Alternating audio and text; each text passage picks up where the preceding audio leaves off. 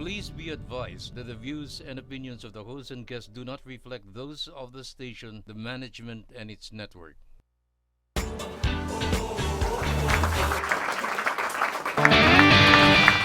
You are still watching Millennial TV, and in connection sa sinabi ni Chris bago tayo nag-commercial, do you guys think that our parents like us, especially growing up, di ba? We are developing ourselves and we are exploring to learn, pero kasi sometimes we feel na parang I don't feel loved, or I don't feel liked, or I don't feel appreciated at least. Yung pinagalitan ka lang, nag-impake ka. Did you experience that? Like, Yung sabi, lalayas na ako, ayoko na dito. sometimes when we were kids, we're like very immature, di ba? But you know, for some people kasi, kanya-kanya tayo na interpretation or struggles. Especially when we were kids. Ako ngayon, pag titinan ko yung bata na nagtatampo-tampo pa ako, I would, cry a lot. And naisip ko, it was very petty naman pala. But for some reason, you cannot really trivialize things kasi especially for those people who have experienced verbal or physical abuse. So, those are different things. Pero, have you ever felt na parang, sana iba na lang parents ko or ganito? Or parang feeling ko hindi naman ako napapansin dito? Or feeling ko hindi ako favorite kid? Siguro, majority, gano'n ang na-feel or naisip nung... At one point. Yeah. Bata. Pag may problema talaga, may isip mo siya, di ba? Yeah. Lalo na pag magkaaway kayo. Pero, wala siyang choice. Ngayon ba yung anak mo, parang dumarating ka na ba doon sa point na parang ikaw naman yung nagiging, siya na yung nagtatampo sa'yo? Is she old enough to... matigas na ba yung ulo niya? Yeah. Makulit siya, pero gets niya na, maalis ako, ganyan. Kasi nga for work. Pero okay siya. Very extrovert siya eh. You know what, ma-share ko lang, I've read something online before, or I think I've read it or heard it from one of the interviews on TV na parang, by the time you realize that your parents were right, you already have kids who think you were wrong. So parang mas ma-realize mo na parang, ang hirap pala maging parent, di ba? Kasi iba yung perspective mo when you were a kid eh. Parang more on pakabeg, like entitled, gano'n. Pero ikaw, mas... Well, iba kasi kami ni Zoe. Iba kasi yung dynamic. Iba yung lifestyle din namin. Like parang ako, pinalaki ako ng not much. Like, gets ba? So, hindi ako mahilig humingi. Yeah. Kung ano lang nandyan, yan na yun. Yes. Pero yung si Zoe kasi, okay lang siya sa akin. Parang she asked for things and then it's okay. Pero, yun nga, iba talaga kami. Tsaka iba na rin yung generation yun, no? How about you, Joaqui? Like right now, do you feel any difference? Well, ako kasi I feel like by default naman, magkakaroon talaga ng tendency na you are going to, at one point or another, have tension with your parents, diba? Coming from the saying that it's the people closest to you that can hurt you the most, diba? So, hindi naman surprising yon. I guess, sige, so tanggap natin na meron nga times talaga na magkakatampuhan tayo. I think it's moves on to the question na how does that tampuhan and that anger manifest? Kasi ako personally, my parents are both strong personalities. Okay. I'm a strong personality in my own right. So pag dumarating yung mga panahon na tampuhan na yon, and then lahat nagmamanifest yung strong personalities, then that becomes a toxic environment. Yes. Pag nagiging ganun yung manifestation ng anger nyo. I'm not a parent, pero ako, I feel like in a household na hindi ganun yung dynamic masyado, na mas passive ng konti yung mga residents, magkatampuhan man kayo, at least the environment isn't as hostile or isn't as toxic. Sa akin kasi, yun nga parang ina-establish na natin na talagang magkakatampuhan tayo one way or another. But how that tampuhan comes into being, I think that spells the differences between a toxic household and a non-toxic household. What makes it toxic, I think, if there is a pattern. Like, of course, yung sinasabi mo nga, sometimes you cross boundaries. Like, minsan, you talk back. Sometimes, they also, they are very unreasonable with their demands. O kaya naman, they're very strict na parang they cannot give you freedom, or parang they consider you na parang property nila or something. However, once na yun na, nagkaroon ng conflict, nagkaroon ng parang drama sa bahay, or sumbatan, o kaya naman something na nagkaroon ng commotion, after that, how did both parties learn from it? Na parang, kasi dapat nun, it will make you improve and realize things and, you know, make you a better parent or a better kid. Pero kung after a few weeks or a few months and then ganun ulit yung issues, ganun ulit, parang there's a pattern. That's what makes it toxic, and I think parang yun yung something na, you know, it's very unfortunate to be in a place like that. True or false, ang mga arguments ba with parents ay may tendency maging repetitive? Kung baga kung anong pinag-aawayan nyo nung sanggol kayo, yun pa rin ba yung mga napag-aawayan nyo in present? Kasi ako, personally, I feel It's like still happening, a lot of the things we used to argue about are still the things we argue about now. So I don't know if that's also a function ng repetitiveness ng arguments. Ikaw, like, how old is Zoe again? How young is Zoe? 6 na. 6. So medyo ngayon pala nagkakamala yan. Pero ikaw, do you notice ba na kung ano yung, when you first started scolding her, let's say 3 years old, are those the same things you scold her for now? Iba kasi, yung parents ko before, pag pinagalitan ako, parang, kinwari, or ayaw ako payagan, no lang. Parang wala explanation. Okay. So, I owe Zoe that. Parang na-realize ko na, growing up, I need explanations kasi bakit no? Correct. So, when it comes to Zoe, I explain to her everything and let her understand. So, dun mo rin ma-realize na, okay, maybe my parents didn't know better. But I forgive them. Parang ganun lang. So, ayun lang sa akin. Being a parent, you know, you have to explain lang talaga and let them understand. Kasi nga bata pa sila, di ba? You can't just say no and, you know, away palagi. You have to talk lang talaga. Communicate. Pero palagay niyo pagka nag-explain ka ba dun sa bata, maintindihan agad na?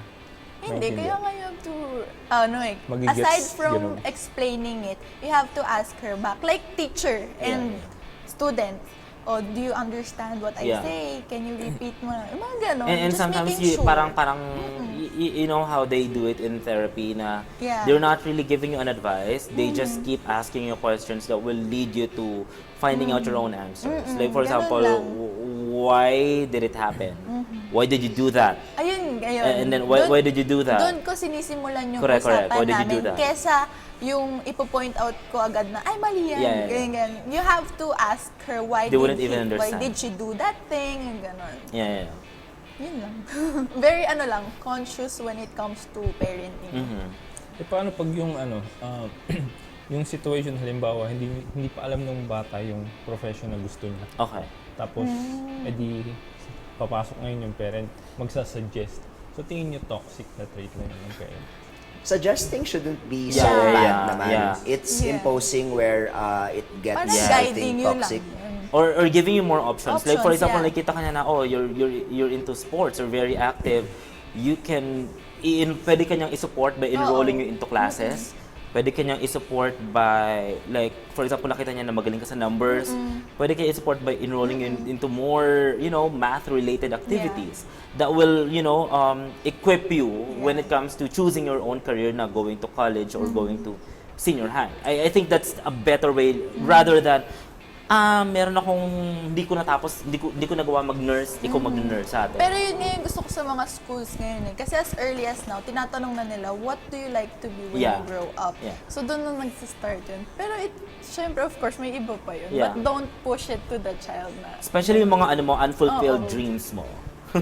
Ako, I'm very curious personally, no, since I'm kind of a dork nga with like psychology and everything. Ako, I'm stuck with your statement kanina na you have to make the child understand.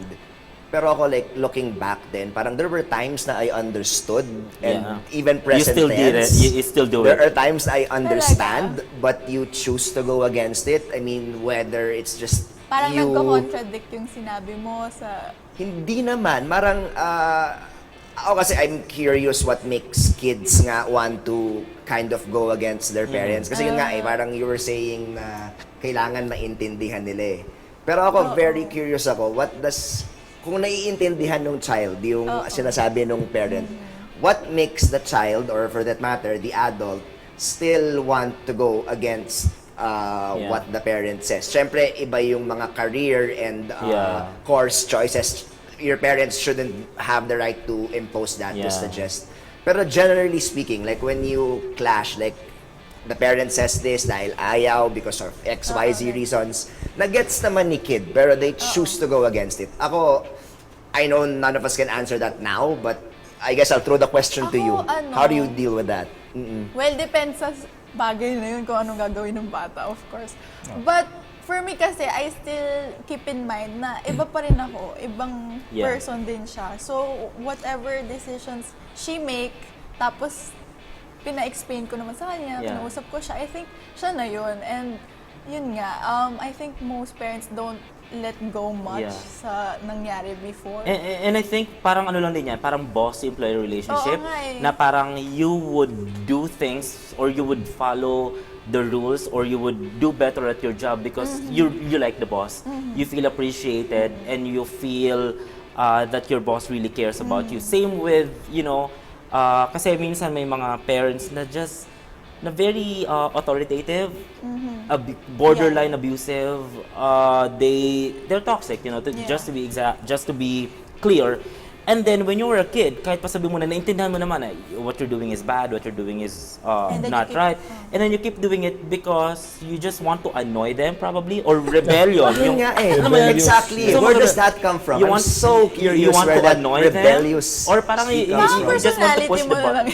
Or you crave attention because you know some kids for sure may root yan. Some kids, you know, they just want to be seen. They just want to, you know, sabi nga nila, it's better to be hated than to be ignored. And imagine if a kid is being neglected and para lang makakausapin siya is, you know, by doing crazy things.